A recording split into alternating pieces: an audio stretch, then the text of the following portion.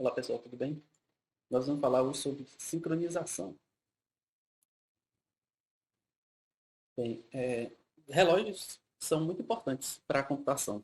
Basicamente, todo computador tem um relógio interno que é utilizado pelo sistema operacional ou para manter, né, uma ordem da execução dos programas. E basicamente todo o sistema operacional tem que manter sincronizado, principalmente quando a gente está trabalhando com sistemas distribuídos, em que as horas dos relógios têm que estar parecidas, porque a gente está trocando informações e é bom a gente saber, por exemplo, a ordem em que a execução de uma determinada tarefa depende da outra. Por exemplo, se eu tenho uma tarefa A que depende da tarefa B, eu tenho que saber que A aconteceu antes de B. E eu só posso saber isso tendo o horário o momento em que essa execução de A ocorreu e depois a de B. Só que trabalhar isso no próprio computador não é tão complicado, porque é só o processo verificar, perguntar ao SO, perguntar ao próprio computador a hora atual, o momento em que ele está utilizando. Quando a gente vai isso para o sistema distribuído, aí que torna complicado, porque cada máquina tem seu tempo e pode ser que esteja diferente um do outro, defasado, ou adiantado, ou que não estejam sincronizados, né? E aí vem os principais problemas que a gente vai ver nesse capítulo. Bem, antes da invenção, então, dos relógios mecânicos, né, no século XVII, o tempo era medido utilizando os astros, basicamente o, o, utilizando o Sol. Então, quando o Sol chegava ao meio-dia, que ele chama aí de alcançava o trânsito solar, né, que é o pico do momento que o Sol está a 12 horas, né? Então, o trânsito entre dois trânsitos solares consecutivos gera um dia solar, que é basicamente o dia que a gente conhece. Então, convencionou-se, né, que o dia teria 24 horas, cada dia possuiria 3.600 segundos, então cada segundo nesse sistema solar é 1 sobre 86, 800.400. Então esse é o tempo de um dia, um segundo, né, nesse dia solar. Ele é computado basicamente utilizando, como falei, né, o, o movimento de rotação da Terra e também o de translação. Uma coisa que a gente vai ver aqui na próxima é que o movimento de translação ele é fixo. No entanto, o movimento de rotação, que é quando a Terra dá a volta no seu eixo, ela não é tão estável.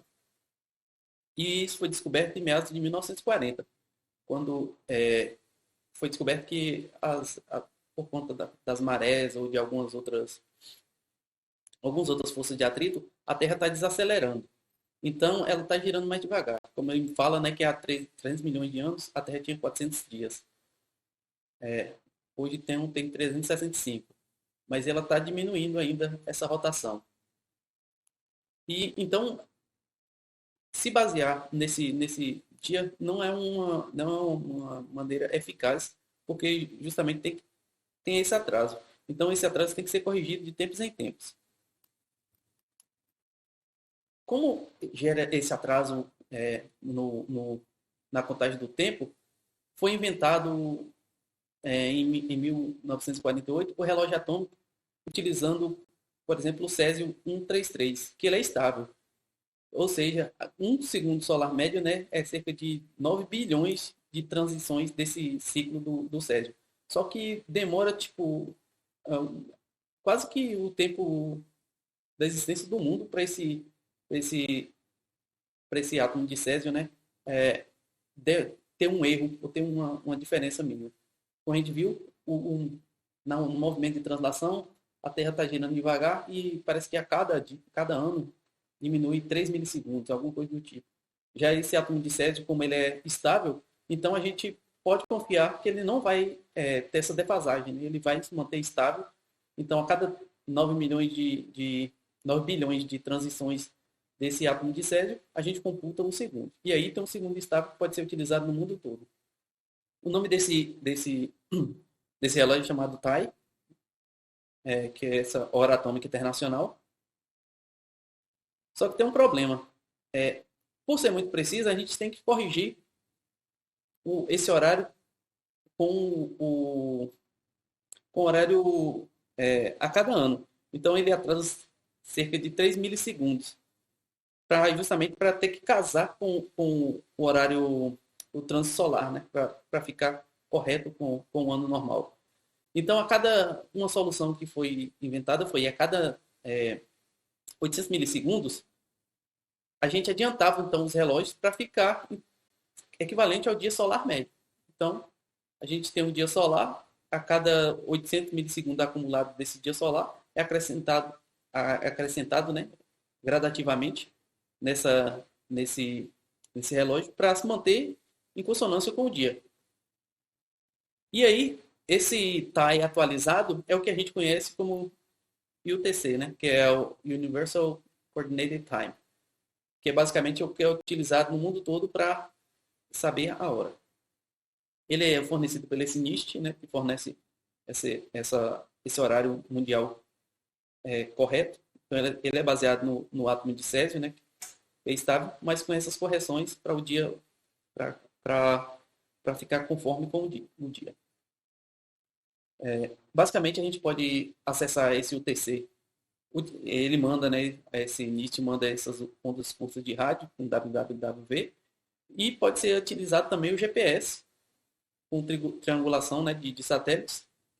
A gente tem na órbita diversos satélites que tem o horário ajustado de acordo com esse UTC. Então a gente tem um horário como consultar e manter nossos computadores atualizados. Então, por exemplo, dentro de uma rede, um único computador poderia ficar responsável por consultar e atualizar esse horário.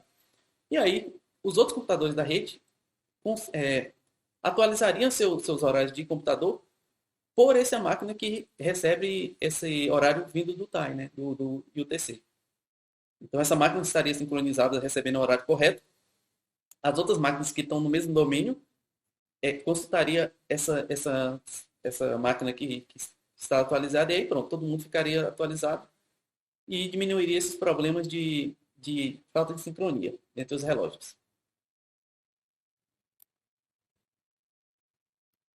No entanto, também tem um outro problema, que cada computador tem seu tempo de clock, ou seu tempo de relógio. Então, um temporizador numa máquina, né, ele tem essa taxa H de vezes por segundo que ele executa.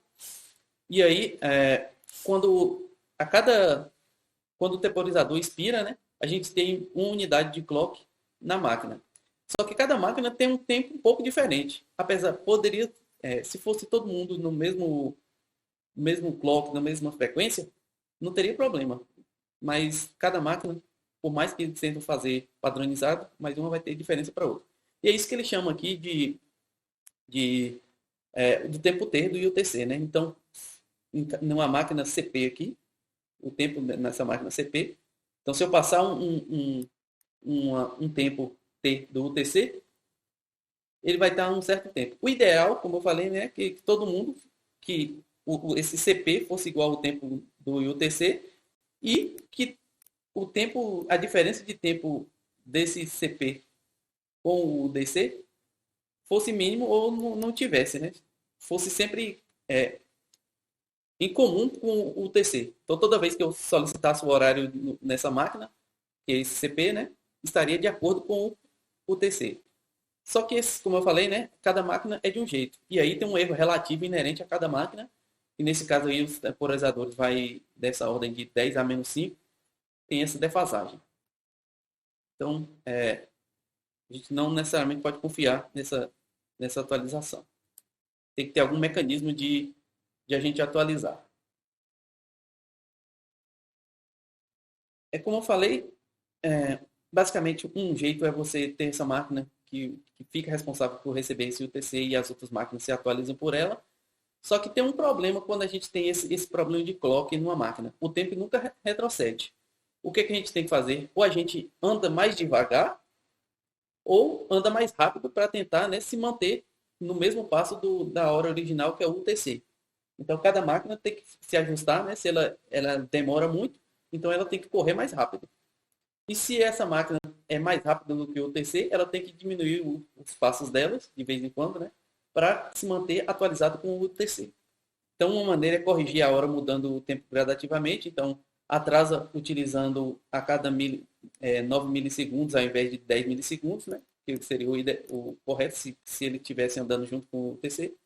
E adianta o passo, né? Seria atualiza a cada 11 milissegundos para ao invés de 10. Isso quando quer dar uma acelerada. Cada máquina possui extrato. E quando a gente está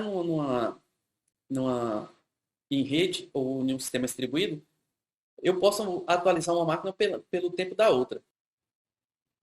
Cada máquina possui o seu extrato dentro de um sistema distribuído. Então, por exemplo, o servidor A possui extrato K e B obtém a hora pelo A, então o extrato de B tem que ser um K mais 1, que é um tempo a mais, né, desse extrato. E a partir disso a gente então tenta, quando quer sincronizar essas duas máquinas, a gente tem que levar em consideração tanto o tempo de atraso na rede, quanto também esse atraso relativo em que cada máquina tem. Para isso, eles utilizam basicamente verifica esses extratos, né, de cada máquina, esse extrato de cada máquina, e vê um tempo médio, né, pelas médias dos resultados que ele vai consultando, das consultas que ele vai fazendo, a gente tira um tempo médio. Então, quando eu tenho o acumulado, né, se eu estou tentando comunicar com a máquina B, A se comunica com A e com B, e vai tendo esse tempo médio que está demorando, tanto da mensagem ir quanto voltar, e vai pegando esses horários de diferença de uma máquina e de outra, eu faço um cálculo e eu tenho então qual é o meu atraso relativo a essas máquinas. Então, qual é o meu atraso médio? Basicamente, esse atraso médio é calculado dessa forma, né? Então, uma máquina A, ela manda a mensagem para B, tem um tempo que B leva para processar e manda a resposta para A de novo. Então, utilizando essa fórmula aqui, eu tenho qual é o atraso entre esses dois relógios, né? Qual é o erro de atraso desses dois relógios. E já o de baixo, eu tenho aqui qual o atraso no envio da mensagem. Então, o primeiro mostra o quanto A está atrasado ou adiantado em relação a B, e o segundo me mostra quanto tempo essa mensagem demora para ir daqui para cá e também voltar, né? Então, qual o tempo médio. Então, a partir disso, quando eu tenho várias sequências desse tipo de comunicação, eu posso criar um tempo médio e acertar os relógios. Então, o NTP, né, que é esse servidor, ele é um tempo passivo, porque ele fica esperando eu ter que consultar uma máquina para saber qual é o meu horário. No entanto, Berkeley, principalmente quando a gente tem um sistema em que eu não tenho como consultar o horário, eu posso utilizar esse algoritmo de Berkeley, que é uma forma de você manter atualizado todas as máquinas da rede que estão na rede subjacente, né, nessa determinada rede, de uma maneira mais ativa, em que uma máquina, como vou mostrar aqui, né, uma máquina, ela toma iniciativa de perguntar as horas para as outras, como nenhuma tem acesso ao UTC, então funciona dessa forma. Então, essa máquina aqui que tem o Daemon, ela solicita o tempo de máquina para as outras, então ela solicita para a máquina aqui de baixo, e solicita também o tempo para essa outra máquina, e solicita o tempo para ela mesma. Bem, ela solicitando, as máquinas, ela está a 3 horas. A gente vê aqui que as outras máquinas estão em 2h50 e a outra 3h25. Então, o que ela faz? Ela manda quando ela manda a mensagem, ela manda o próprio horário dela. Então, a máquina vê quanto ela está adiantada ou atrasada em relação à máquina que solicitou e manda. Por exemplo, lá ela falou, essa daqui falou, olha, eu estou atrasado em relação a você 10 minutos. Essa outra aqui mandou dizendo que estava adiantado em relação a ela 25. E como ele está mandando para ele mesmo, ele não está zero, né? Porque não tem diferença. O que ele faz então com esses tempos que é enviados? Então ele faz a soma desses valores, então mais 25 menos 10 mais 0, e divide pela quantidade de máquinas, que dá o quê? 15 dividido por 3, 5. 5. Então, o que ele faz? Ele atualiza então o próprio horário em 5, então fica 3 e 5, e manda para as outras máquinas o quanto ela tem que adiantar ou atrasar em relação para que né, para que todo mundo esteja sincronizado. Então, ele faz esse horário médio e manda, fala, você tem que adiantar 15 minutos e você tem que atrasar 20 minutos para poder todo mundo estar sincronizado. Então, nesse caso do algoritmo de Berkeley, né, as máquinas não precisam estar sincronizadas com o IUTC, mas é uma forma de elas se organizarem dentro da rede para que todo mundo esteja com o mesmo horário.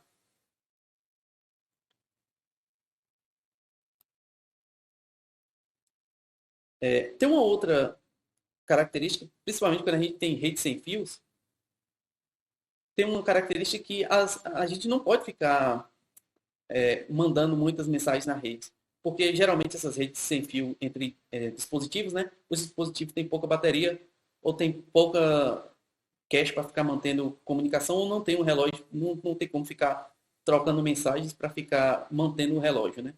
Então, uma maneira de fazer isso é utilizando a própria comunicação em que está sendo feita, né, entre os relógios. E aí, ele registra, então, esse tempo acumulado e tira essa média, né, para ver o tempo de atraso. Uma diferença é que é o chamado caminho crítico.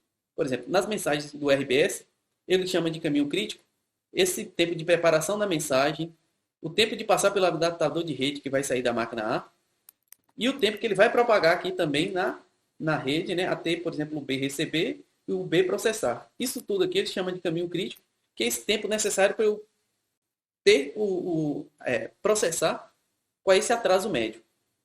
Já com o caminho RBS, que é utilizando essas redes de sensores sem fios, eles têm pouca memória, não pode ficar gastando muito recurso, então esse caminho crítico é diminuído. Ele não leva em consideração esse tempo de preparação da mensagem e o tempo de propagação pelo adaptador de rede. Porque, principalmente com mais sem fio, pode ser que demore um pouco. Então, ele leva em consideração somente o tempo que saiu da placa de rede aqui, de onde está saindo o caminho da rede, e até chegar nos dispositivos. Então, isso aqui que ele leva em consideração para calcular esse atraso entre esses dispositivos que têm pouca capacidade de memória, que no caso é de umas redes sem fios. Os próximos relógios que a gente vai ver é o relógio de Lamport, porque Lamport fala o seguinte, olha, esse negócio de ficar mantendo o relógio atualizado, isso não é tão necessário assim, porque dependendo da aplicação, o que realmente é necessário é quando um processo depende do outro. Porque na maioria das vezes, se um computador faz um processamento independente do outro, não tem por que eles manterem sincronia. A sincronia aí é desperdício de tempo. Então, o que Lamport fala? Ele fala o seguinte, olha, se o importante mesmo são esses processos em que acontecem antes. O que seria isso? Então, uma máquina A tem um processamento e uma máquina B depende desse processamento também de A para fazer alguma coisa. Então, A depende de B. Ou B depende de A. Então, eu tenho essa relação em que A tem que acontecer primeiro para depois B processar. Aí, nesse caso, sim, eu tenho que ter uma sincronia dos relógios, pelo menos o horário de A tem que ser menor do que o horário de B, né, para eu ter certeza de que um aconteceu sucessivamente do outro. E aí eu posso utilizar então o algoritmo de Lamport, que eu vou mostrar na figura próxima.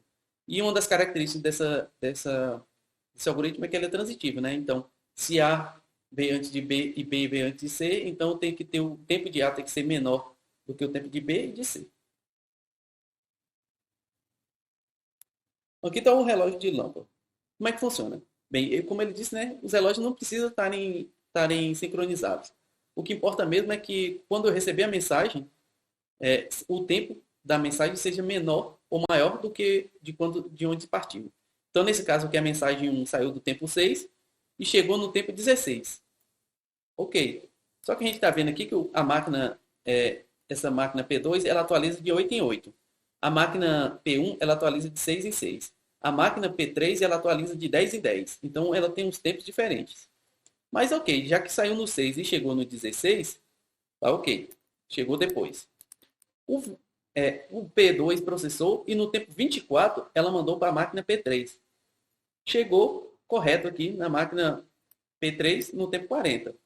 Ok, está um tempo depois. No tempo 60, a máquina P3 terminou o processamento e mandou a resposta para P2. Só que ele saiu aqui no tempo 60 em P3 e quando ele chega aqui em P2, ele está no tempo 56. Não pode, porque como é que ele vai voltar no tempo? Como é que uma mensagem voltou no tempo? Então não poderia. Da mesma forma, né, se o tempo aqui foi processado em 64, quando ela chegar em P1, ela vai chegar em 54. Então tem uma defasagem de 10. Não pode, não poderia. Se ela chegasse no tempo 65 em diante, estava ok. Então, para resolver isso, Lamport propõe, então, que quando, por exemplo, aqui do 60, ele partir aqui do 60, quando ele chegar no 61, se tiver atrasado, a máquina P2 adianta seu relógio e marca 61. Pronto. Então a mensagem saiu do tempo 60, ela chegou com o tempo 60 em P2, mas P2 ainda estava em 48, ela adianta seu relógio para ficar com 61. Da mesma forma, quando ela mandar lá em 69, né,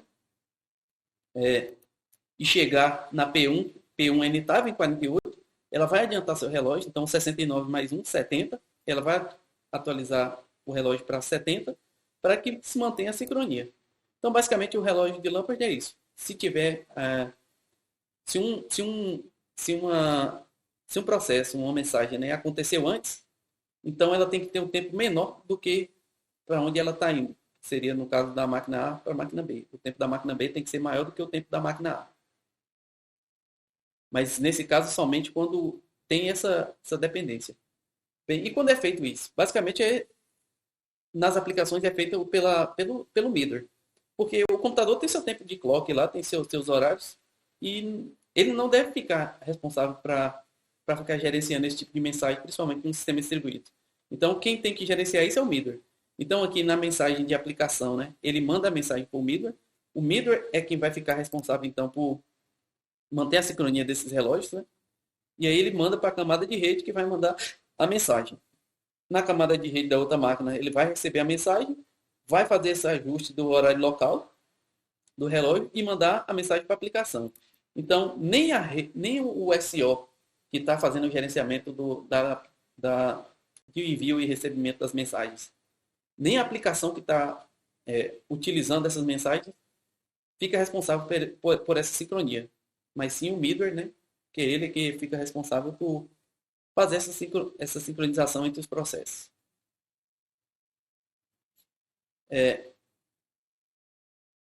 Há uma maneira também, desse jeito que a gente está falando, a gente está levando em consideração apenas algumas máquinas.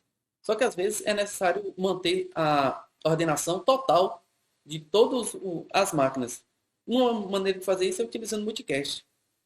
Eu mando a mensagem para todo mundo, para que todas as máquinas estejam atualizadas. Então, como é que é feito isso? Basicamente, se eu tenho duas aplicações, né? Então, por exemplo, vou até passar aqui. Então, a aplicação A aqui, essas duas têm as mesmas informações. Então, a máquina 1 aqui, né, faz uma atualização e manda também essa atualização para a máquina B. Essa outra máquina aqui. Essa outra máquina, ela mantém um cache das mensagens que vai chegando. E ela tem que confirmar que ela recebeu essa mensagem da máquina 1. Da mesma forma, se ela tiver alguma atualização, ela faz esse processamento e manda para essa outra mensagem da máquina 2. Então, como é que funciona? Basicamente é o seguinte, todas as máquinas vão manter um cache local e que vai recebendo as mensagens. E ela tem que mandar a mensagem dizendo, olha, eu recebi sua mensagem de atualização.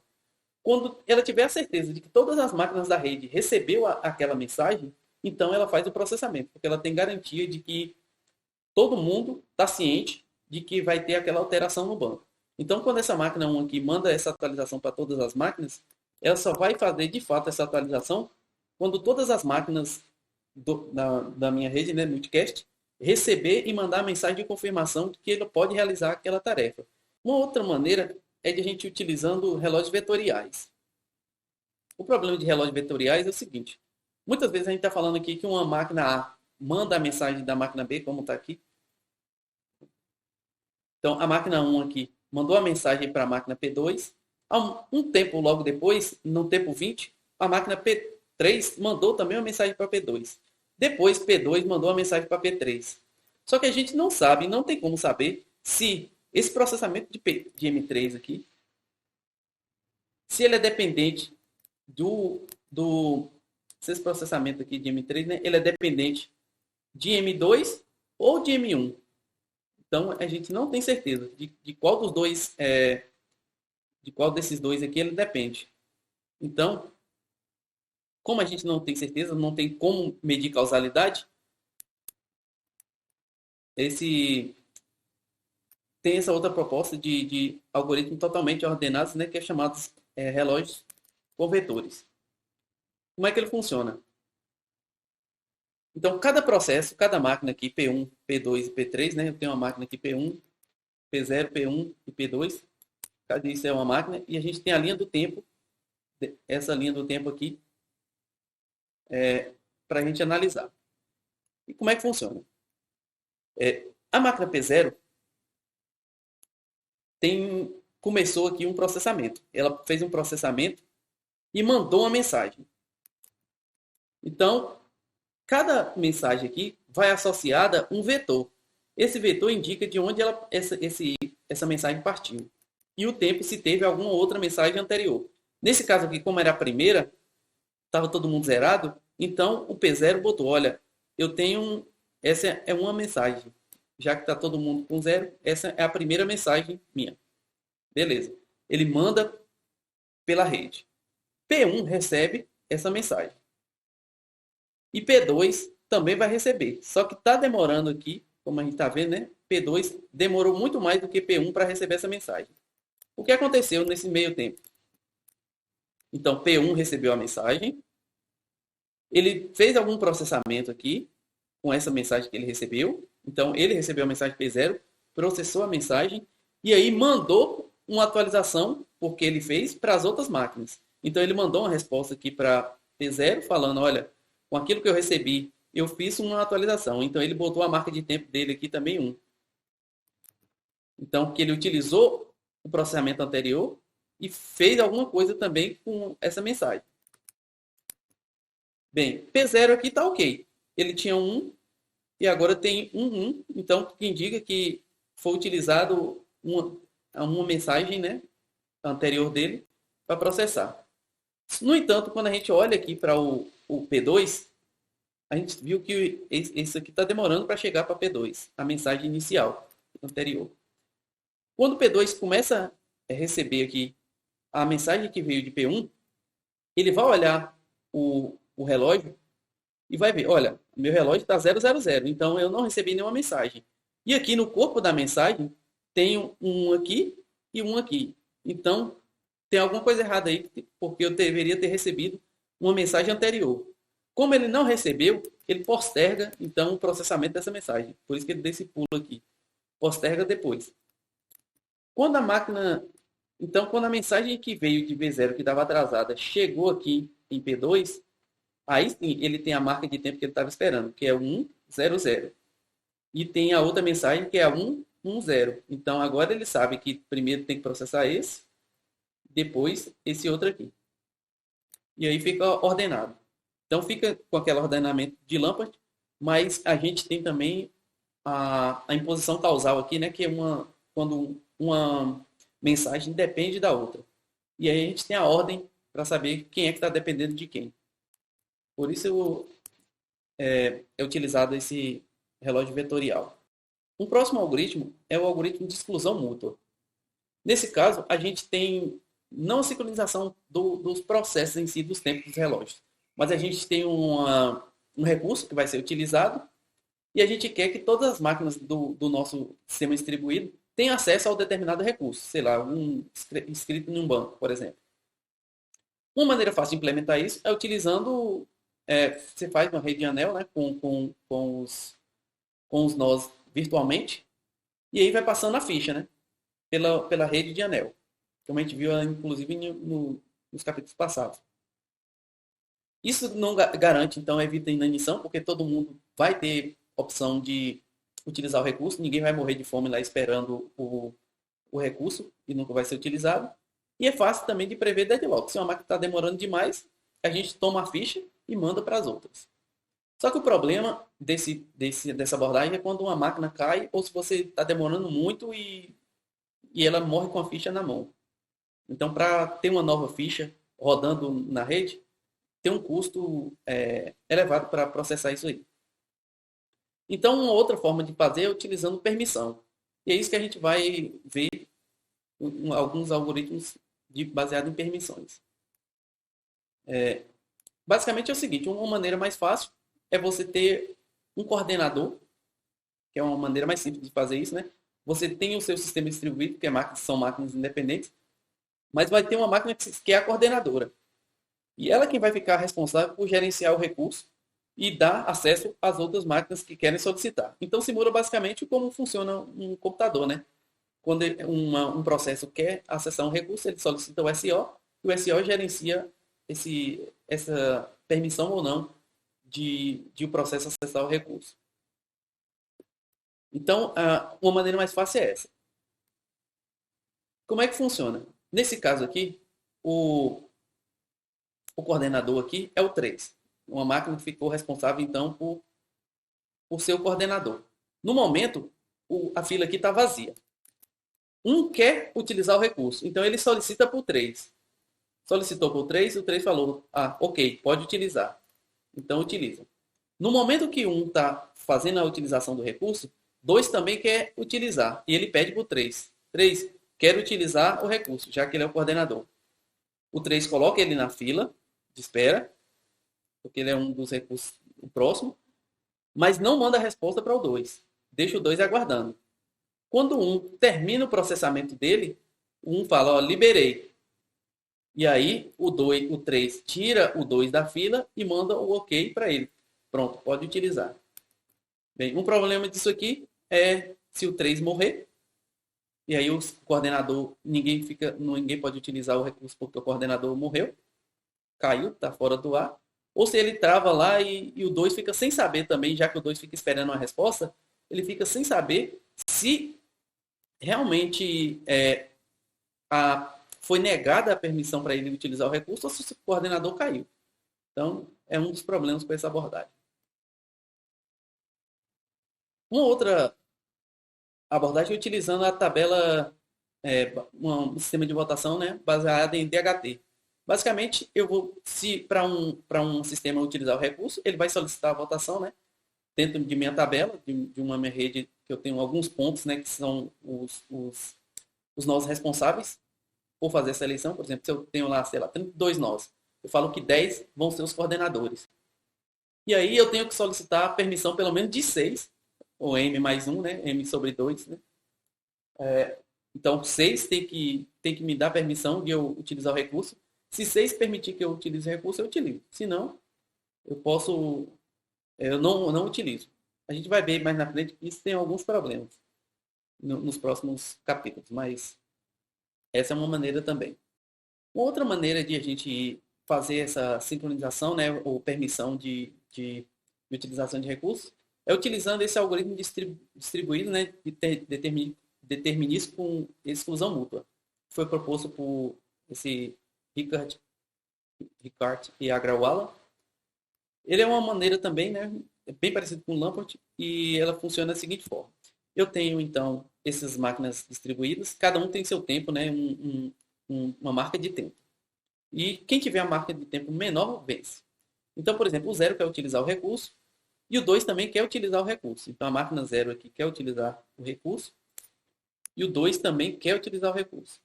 E aí, como o 0 quer utilizar, ele manda uma mensagem para ele, com a marca de tempo dele, no caso 8, e para as outras máquinas também da rede. Ele manda então para essa daqui, falando que ele tem o tempo 8, e para 2 ele tem o tempo 8.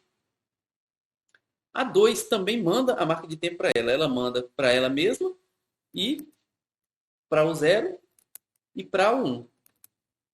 Como o 1 não tem interesse, ele manda ok para as duas. Ele fala, ok, pode utilizar, ok, pode utilizar. Porque para ele não vai querer utilizar. No entanto, a máquina 2, ela tem um tempo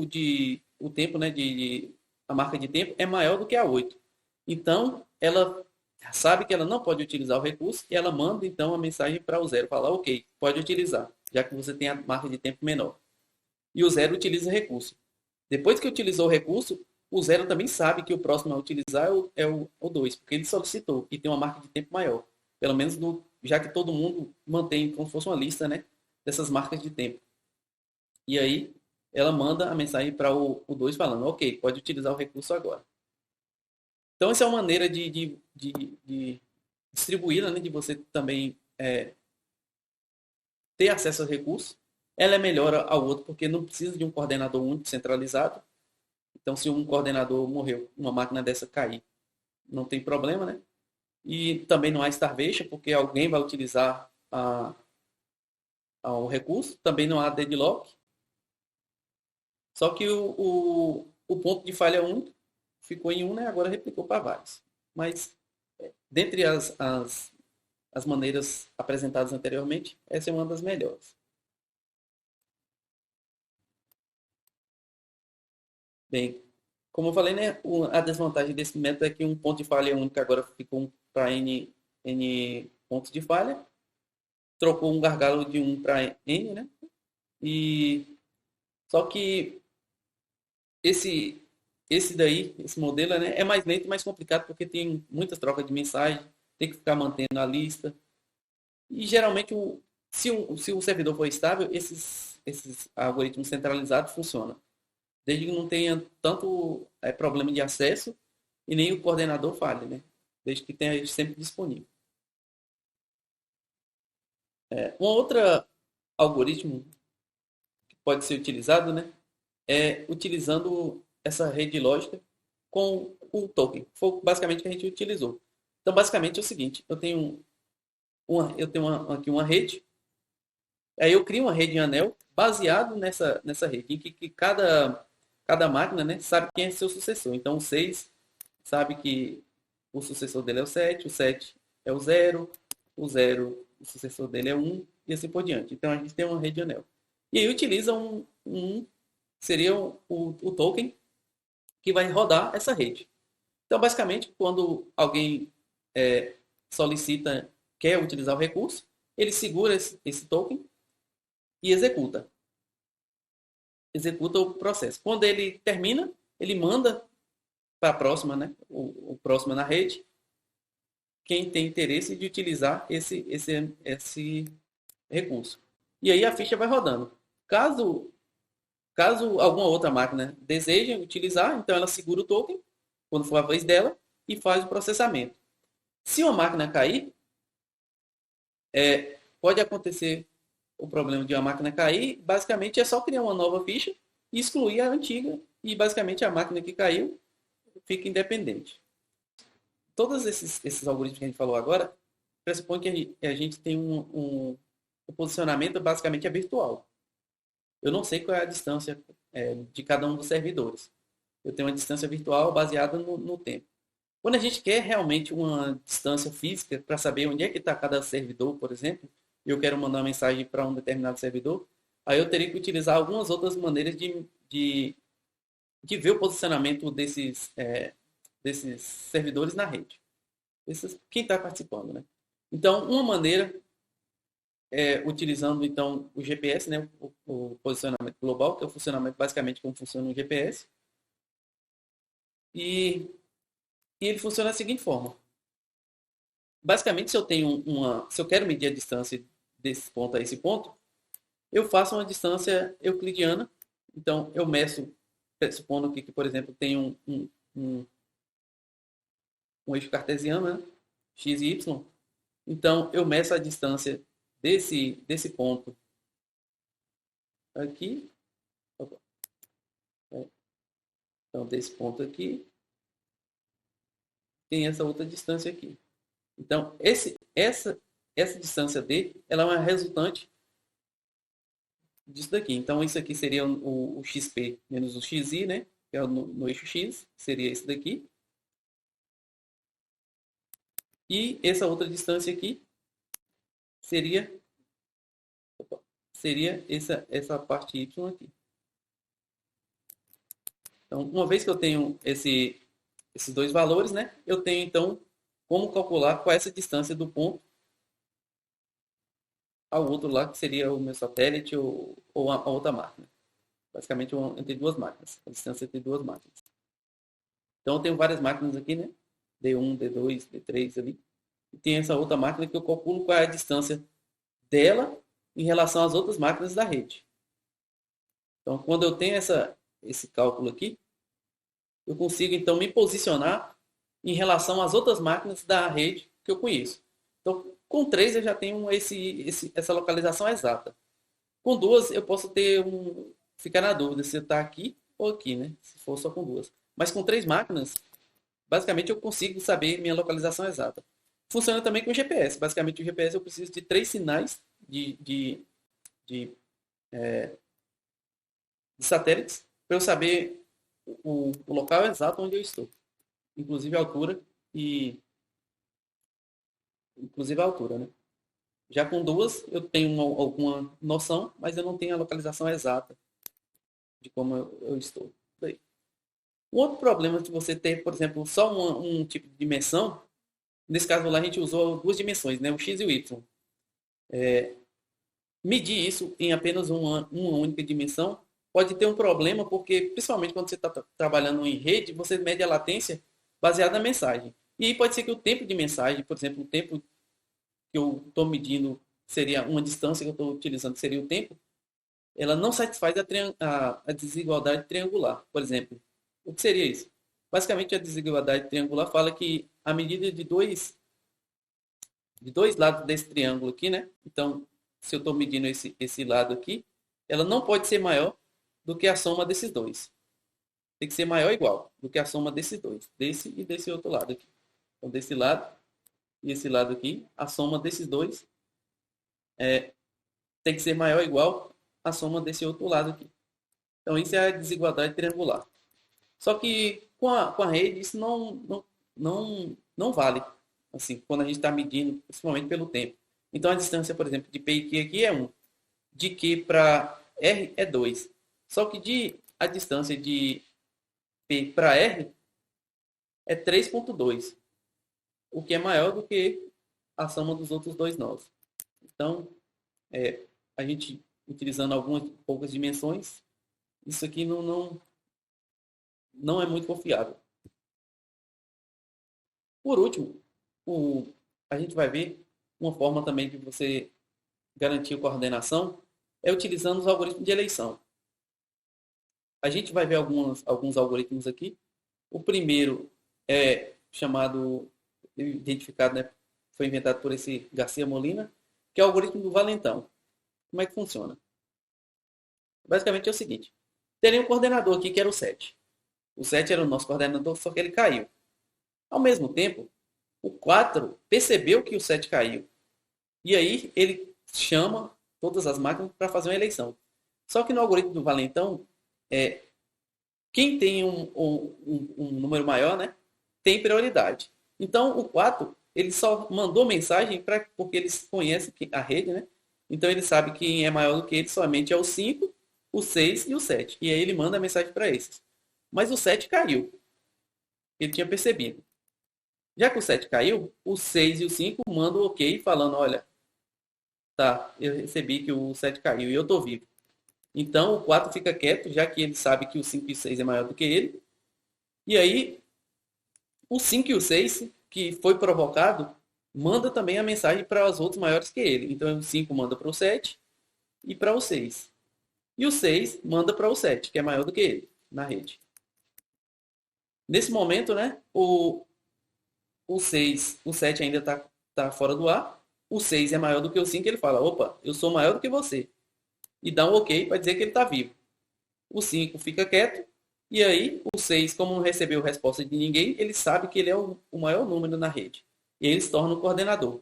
Aí, uma vez que ele se torna coordenador, ele manda mensagem para todo mundo falando, olha, agora eu sou coordenador, porque eu tenho o maior ID aqui na rede, o maior valor, né?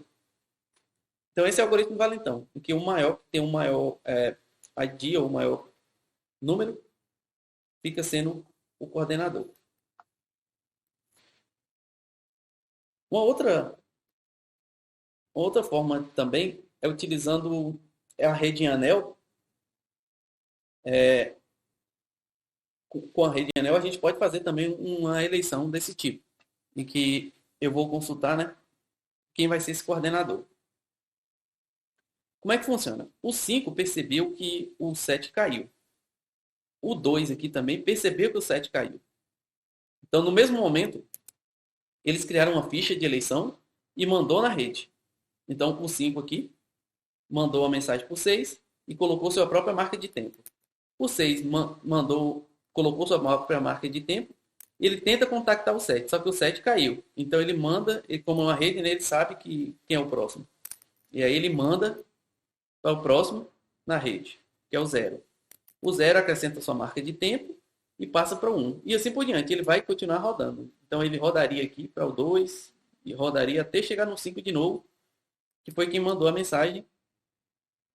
E aí o 5 saberia quem era o maior e saberia então que o 6 aqui seria o coordenador, né? Ele vai ser o maior tempo dos que estão vivos. Nesse caso 2 também, ele mandou a mensagem. Então o 2 mandou a mensagem ao mesmo tempo, adicionou sua marca de tempo. O 3 também adicionou sua marca de tempo. O 4 vai adicionar sua marca de tempo e assim vai ficar rodando aqui na rede. Quando receber as mensagens, então todo mundo sabe, fica ciente então que é o coordenador, porque como a mensagem rodou, apesar de ter duas fichas, não tem problema. Quando rodar, todo mundo vai saber quem foi que colocou a maior marca de tempo. E aí vai ser o coordenador. Uma outra abordagem, essa é utilizada principalmente em redes sem fio, né? Que é quando você tem uma rede de sensores, por exemplo, em que quem tem maior prioridade não é quem tem, sei lá, o maior ID na rede, mas sim quem tem, por exemplo, o maior tempo de bateria. Então, o coordenador seria essa máquina na rede que tem o maior tempo de bateria, porque ela provavelmente vai ficar mais tempo, então ela pode solicitar as requisições. Um outro problema é que nesse tipo de rede sem fio, os recursos são limitados. Então, eu só tenho troca de mensagem simples. Não posso ficar aqui mandando muita mensagem, criando algoritmos complexos de ordenamento da rede. Então, uma forma de utilizar, de ter essa eleição é da seguinte maneira. O 4 aqui, por exemplo, ele quer saber quem vai ser o coordenador. Então, ele inicia a mensagem, né? Manda para os seus vizinhos. O caso do 6 e o 4. O 6 e o 4 não tinha recebido mensagem de ninguém. Então, ele fala, olha, 4, você, ou máquina A, você vai ser você é meu pai. Então, ele cria essa ligação aqui, você é meu pai. Da mesma forma, a máquina B, tem um tempo 6 aqui, né? Tem o número 6. Ele manda a mensagem para A, falando, olha, você também é meu pai, porque eu recebi a mensagem de você. Na próxima vez, né, o 6 aqui, ele vai mandar a mensagem na rede também para seus vizinhos, ele recebe, avisa quem é o pai e propaga na rede a mensagem para escolher a eleição. E aí o 3, a máquina C recebeu aqui a mensagem de 3 e fala, beleza, você é meu pai, 6, porque eu estou recebendo a primeira mensagem de você. A máquina G também é a mesma coisa, recebe a mensagem de G, da máquina B, e fala, B, você agora é meu pai. Ao mesmo tempo, o 4 aqui, ele mandou a mensagem para a máquina G. A máquina J aqui mandou a mensagem para a máquina G. Só que como ela já tinha recebido a mensagem na máquina B, e o B já tinha sido o pai dele, ele apenas dá um ok. Fala, beleza, recebi. E aí não cria essa ligação aqui, dizendo que a máquina J seria o pai. E assim por diante. Então, a próxima interação, né? Essa máquina G manda para os seus vizinhos, só que ela mandou primeiro, então a máquina E e a máquina H recebeu e falou que ela era o pai. A máquina C também mandou, mas ela já tinha escolhido um pai, que seria a máquina G. Então essa máquina aqui não só manda o ok. Já a máquina D, ela fala, beleza, C, você é meu pai, e tenta mandar para os vizinhos. E assim por diante. Até chegar nos nós folhas aqui, né? Que seriam os últimos nós, em que recebe essa mensagem e não tem mais vizinhos para ele mandar. Então ele sabe que chegou no fim da rede. Então a máquina D aqui vai tentar mandar para 1 e para 2 e não tem para onde mandar. A máquina F aqui também vai mandar para D e para I e não tem para onde mandar. A máquina I teria a máquina H e a máquina F, mas não tem para onde mandar. Como ele sabe que chegou no final, ele adiciona sua marca de tempo e vai voltando, né? Máquina a máquina. Então aí ele adiciona aqui e fala, olha, meu tempo é 5. H devolve e fala, meu tempo maior é 8. Nesse caso aqui, a máquina F tem um ID 4. Mandou para 1. Para E. A E tem um tempo 1, então é menor. Então ele propaga a F4. Ele fala, beleza, a F4 tem prioridade. E assim por diante. A 2 aqui, ele, entre o H8 e o F4, ele manda o H8, porque é maior. E maior do que dele, porque ele é 2. Então ele devolve falando, olha, o H8 é o maior. Da mesma forma aqui, a máquina D, ela manda o 2, D2. A C3 é maior do que D2, então ele propaga o C3. Só quando chega na máquina B aqui, entre H8 e C3, o H8 é maior. Então ele manda o H8 para a máquina que solicitou aqui, que é o nó A. E a máquina J manda o tempo dela também, né? J4. Foi uma das redes. Quando chegar aqui na máquina 4, ele vai saber então que o coordenador então vai ser a máquina H8, que tem um ID maior. Ele propaga a mensagem na rede falando quem vai ser o coordenador. E no caso é o H8. E todas as máquinas ficam sincronizadas. Então, nesse caso aqui, ele, principalmente, não só em ambiente sem fio, mas quando você tem muitas máquinas dentro da minha rede, né? Então, quando tem muitas máquinas em que aqueles algoritmos mais centralizados, mais teriam um overhead muito grande, essa seria uma forma, então, de a gente fazer uma eleição. Uma outra maneira é a gente utilizar os superpares. Como a gente viu nos capítulos anteriores, eu tenho uma rede e que eu tenho um superpar, que são basicamente alguns computadores, né, que têm maior recurso, têm maior poder computacional e que vai ficar responsável por algumas outras máquinas abaixo dela na rede. Então, como é que funciona isso? Nesse caso aqui, o superpar, eu tenho N máquinas, então ele tira o log do número de máquinas. Por exemplo, eu tenho 8 máquinas. Então, o log de 8 na base 2 é 3. 2 elevado a 3, 8. Então, eu vou ter eu vou usar K bits aqui para marcar quem será meu coordenador. Então, toda mensagem que eu mandar, eu faço um end nessa mensagem, né? No P aqui, para saber quem vai ser o superpar. Se esses bits significativos aqui, que marca quem vai ser o superpar, for igual ao computador que está processando a mensagem, então ele sabe que ele é o superpar na rede. Então a gente tem uma forma de eleger quem vai ser esses superpares dentro de uma determinada rede. Por exemplo, eu tenho 3 ali, esses 3 primeiros bits vai dizer quem vai ser esses 3 superpares. O problema é que a gente não garante uma distribuição uniforme. Então pode ser que 2 máquinas sejam próximas uma da outra e essas 2 máquinas sejam superpar. Então não tem como eu garantir assim, que esteja espalhada geograficamente na rede. E por último, seria um outro algoritmo que é o chamado de fichas de repulsão. Basicamente, cada uma desses daqui, desses bolinhas, são máquinas, né? E como é que funciona? Aqui eu quero garantir que as máquinas, que essas fichas, né, ou esses superpares, estejam o mais espalhados possível na minha rede. Tem um espalhamento. Então, essas fichas se repelem como se fosse um ímã. Então, eu jogo aleatoriamente e ela tem uma força de repulsão. Então, por exemplo, a distância entre A e B está uma distância ok. Só que a distância dessa ficha que está em C aqui está muito próxima tanto de A quanto de B. Então, o que é que faz? O B tem uma força de repulsão nesse sentido e o A tem uma força de repulsão nesse sentido. Como vocês lembram lá de física, né? Quando tem duas forças, né? Nesse caso aqui, impelindo para esse ponto e esse ponto, e nessa outra direção, a gente vai ter aqui então a resultante que vai empurrar essa ficha para um outro lugar. Nesse caso, ela viria para a máquina D. Então, esse pontinho cinza aqui viria para a máquina D, porque aí a, as fichas ficariam espalhadas na rede de uma maneira mais uniforme.